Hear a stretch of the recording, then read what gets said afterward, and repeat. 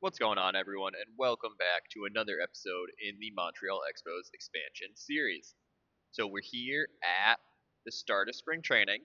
We're going to review the offseason. We're going to look at some of the big additions we've made, maybe a couple potential trades and whatnot. So, right off the bat, I think you guys can see one big change in our lineup. We traded Juan Soto. Truthfully, in real life, I'm not a huge Juan Soto fan. He cost us $40 million, and he really wasn't performing like a $40 million man. So I went out. I wanted to trade him for someone a little younger. It actually was part of a salary dump move. We got Soto off our books. It was not a salary dump on our part. We put a lot of players on our side. It was with Texas. We brought back Corey Seager, who had a career worst year last year, and we brought back Gleyber Torres, who is on the hook for $13 million.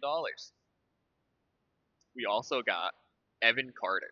So, without further ado, let's go check out our transaction history. We are going to go to November 14th. As you can see, we added 1, 2, 3, 4, 5, 6, 7, 8, 9 players on our end, and we brought in 3. So right off the bat here, Gleyber Torres, $14 million essentially, 1-year deal. He was poor last year. He was a below zero. He's negative WAR last year. He will not be a starter for us. He's in the spring training lineups right now because I'm letting Manny handle that. He's not going to be a starter. He is going to be our rotation infielder because he does have the skills to man every infield spot in a pinch. We also landed on the 14th, Corey Seager. Seager still has some great ratings. He's going to slot in right now at second base, but I might actually try to move him to third. It's going to be interesting to see how we make things work defensively.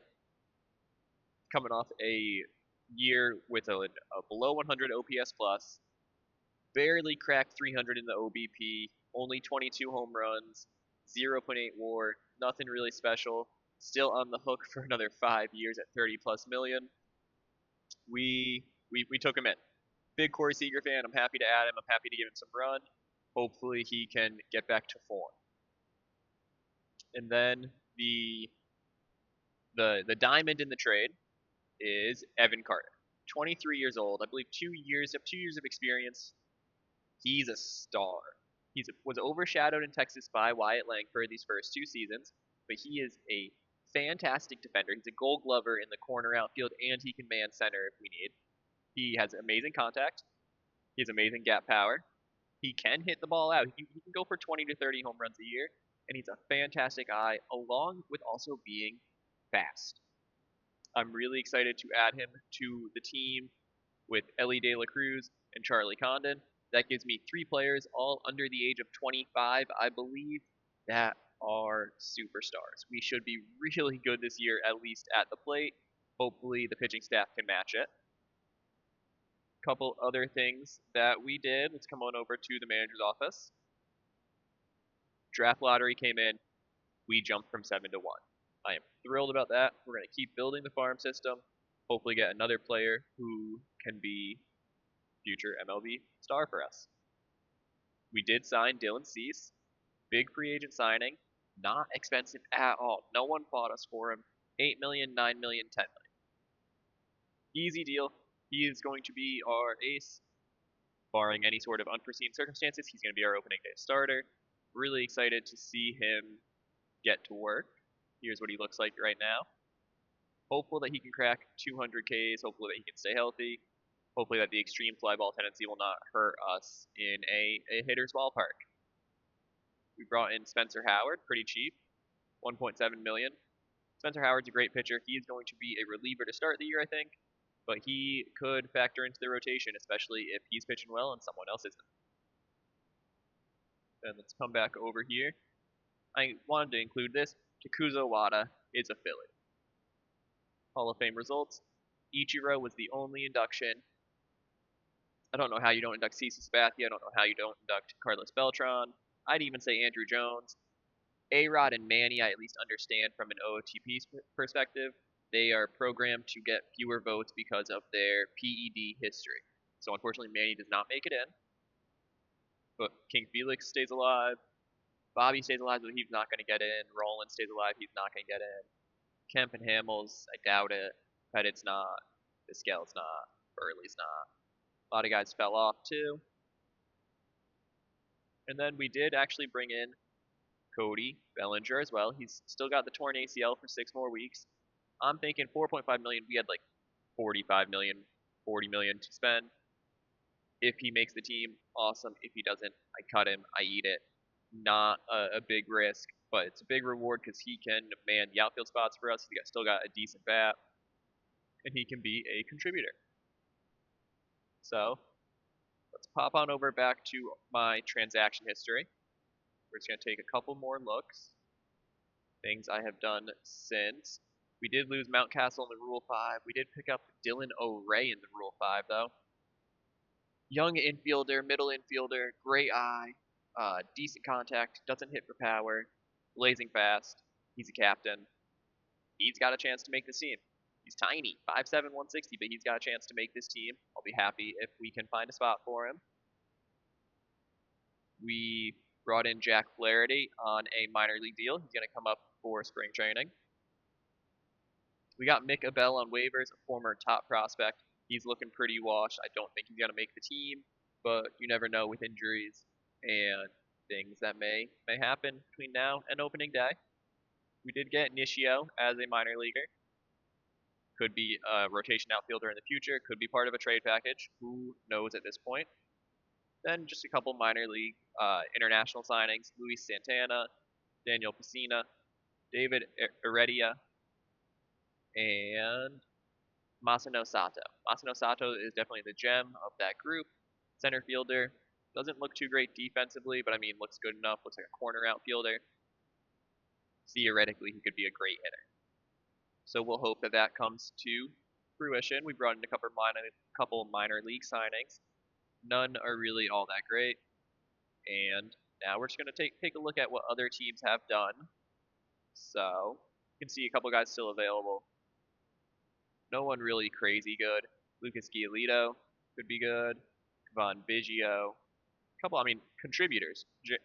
Jaron Duran, who's grossly underrated compared to what he's doing in real life right now. Joey Gallo's still out there. May look to bring a few of these guys in minor league deals just as organizational depth. Dustin May is still out there. Dustin May is actually pretty good. Don't think we have a spot for him, but he could be someone that we look to if we get some sort of an injury. Where's Giolito? Giolito looks pretty good. Yeah, we'll keep these guys in mind. We could look to them if we need some help with injuries. Quick summary by team. We can see Edwin Diaz goes to Arizona. Brandon Woodruff goes to Arizona. Jordan Hicks. Arizona was active in the trade market. Seth Lugo leaves Atlanta. Atlanta does bring in Max Meyer, though. Great pitcher. They also signed Devin Williams. Good for them. They lost Bo Bichette. Baltimore doesn't really add anyone of note. They lose Schwarber, Mullins. Boston brings in Clevenger, Brock Stewart. Brock Stewart's a good reliever. Lost Giolito. Lost Valdez, lost Duran. That's fine. White Sox, nothing to note there. Cubbies, nothing. Justin Turner, but he well overperformed where he should have been. Reds, nothing really. You guys can stop. You guys can view anything that I don't stop to cover. J.P. Crawford to Detroit. Martin Perez to Detroit. Grady Singer out of KC in a trade for Mike Tauchman. That's a weird trade. We'll check that out potentially. George Springer goes to LA. The Dodgers were pretty active in the trade market and free agency, bringing guys in. They didn't actually lose anyone really either. Marlins bringing Schwarber. Lost Sandy Alcantara in a trade. Lost Max Meyer. I don't understand that trade. It must have been prospects. Milwaukee brings in Singer. Matt McClain, Tyler Stevenson, Tommy Edman, Brock Stewart. Expos, here's us. We brought in Evan Carter, brought in Dylan Cease, Cody Bellinger, Corey Seager, lost Soto, lost Betancourt, lost McMahon. The Yanks bring in Justin Turner. Justin Turner's still kicking at 41 years old. Good for Justin Turner. Nothing really crazy here as we go down. Pittsburgh added Alcantara, which could be a really, really big add.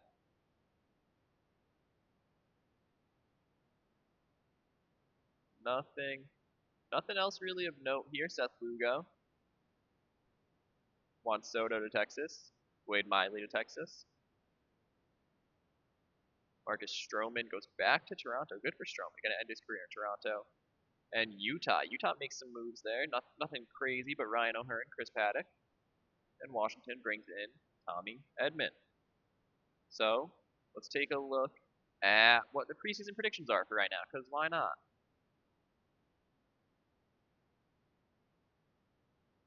After this, what we're going to do is I'm just going to talk a little bit about the team, how I'm thinking we're going to line up come opening day, and then I will see you guys on opening day.